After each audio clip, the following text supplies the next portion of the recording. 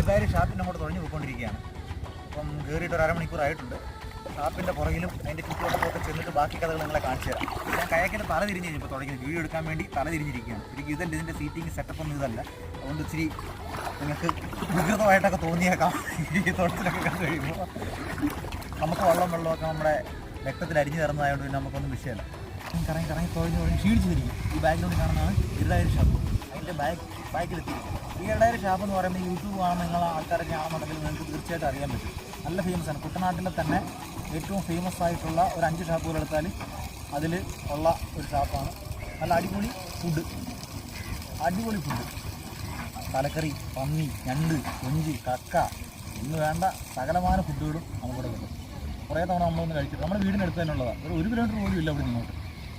അപ്പോൾ നിങ്ങളെന്തായാലും ഈ ഒരു സെറ്റപ്പ് നിങ്ങൾ ട്രൈ ചെയ്ത് നോക്കണം. ആ കൂട്ടത്തിൽ നമ്മുടെ നാടിൻ്റെ കാഴ്ചകളൊക്കെ നിങ്ങളൊന്ന് കാണിച്ചു